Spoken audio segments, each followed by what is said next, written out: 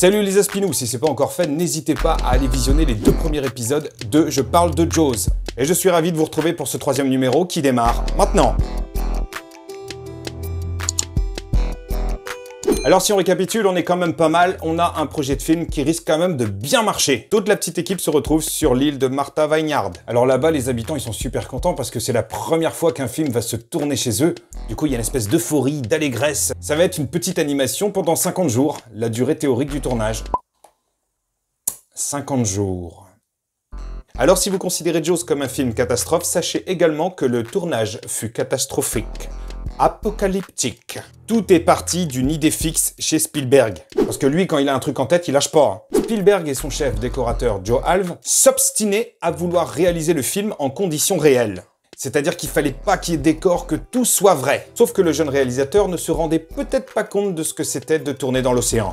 Alors ce qui a été compliqué durant le tournage, c'était surtout les contraintes de marée, les contraintes de météo, de faire avec des bateaux qui tout d'un coup se mettaient à passer devant le champ de la caméra. Et finalement, quelques scènes du film témoignent encore de cette complexité. Par exemple, la première scène de la mort de Chrissy Walkins, on voit clairement que cette scène a été tournée à des moments différents. Un coup c'est la nuit, un coup c'est le matin, un coup c'est le début de soirée. Et finalement, tout ça faisait que le tournage prenait plus de temps que prévu. Il y a un truc que Spielberg n'a pas calculé dans son budget, c'était le prix des nuits d'hôtel, qui en pleine saison coûtait hyper cher dans cette station balnéaire. Et en fait, c'était tellement galère de tourner avec les caprices de Dame Nature qu'il fallait redoubler de créativité et d'ingéniosité pour faire face à ça. Ainsi, une scène culte du film, à savoir la découverte de l'épave de Ben Gardner, a été réalisée après le tournage, une fois revenu sur le continent, dans la piscine de Vernafield, la monteuse de Spielberg. Et encore s'il y avait que des problèmes de météo.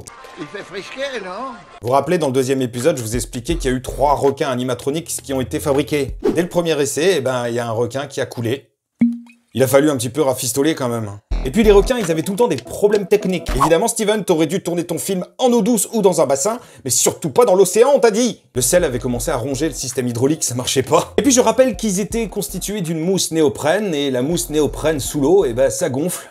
Tu sais, ça devait donner une espèce de requin joufflu. Et si encore il y avait que ça. Est-ce qu'il faut que je vous explique que l'Orca, le bateau de Quint, a coulé lors de son premier jour de tournage?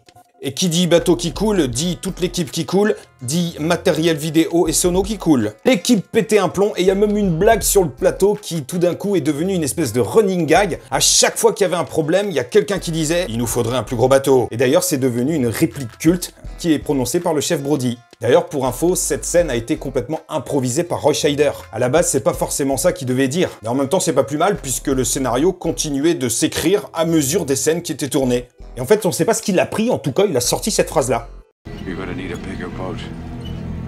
Autant dire que l'ambiance sur le plateau était pas au beau fixe tout le temps. Spielberg avait la pression, et les acteurs entre eux, ça n'a pas été non plus toujours nickel. En fait, entre Robert Shaw et Richard Dreyfuss, c'était un petit peu chaud. Les deux passaient leur temps à se provoquer, on savait pas trop.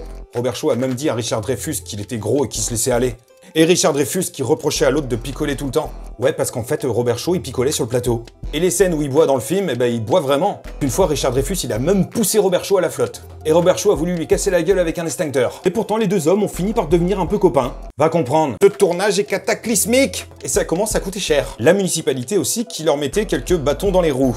Notamment en leur refusant un permis de construire. Du coup, c'est pour ça qu'ils n'ont jamais pu construire le hangar à bateau de Quint. Et dû se résoudre à utiliser une espèce de vieux bâtiment désaffecté. Ce tournage qui devait initialement durer 50 jours, a finalement duré 5 mois. Autant dire que l'euphorie des habitants à l'arrivée de l'équipe de tournage a rapidement laissé place à un ras-le-bol. Bon, on a un tournage un petit peu compliqué. Des acteurs qui s'entendent pas ou qui picolent. Un budget qui commence à friser le démentiel. Non, Spielberg, il a multiplié le budget par 4.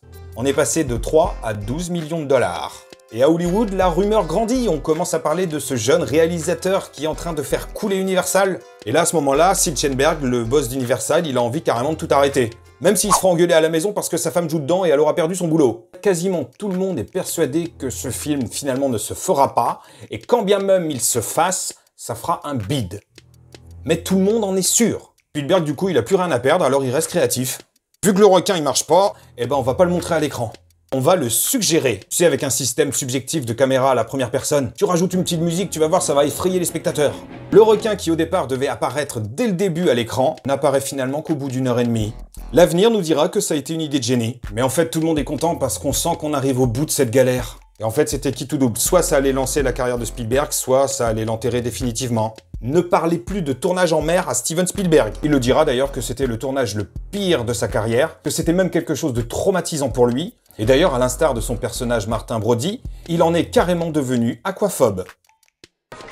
L'eau n'est pas votre élément, hein, n'est-ce pas? D'ailleurs, Steven Spielberg, il est même pas venu pour le dernier jour de tournage. Il était persuadé que pour fêter ça, l'équipe le jetterait à la flotte. C'est d'ailleurs devenu une tradition chez Spielberg, il ne se pointe plus jamais le dernier jour des tournages de ses films. Tout ce beau monde a quand même réussi à faire ce film.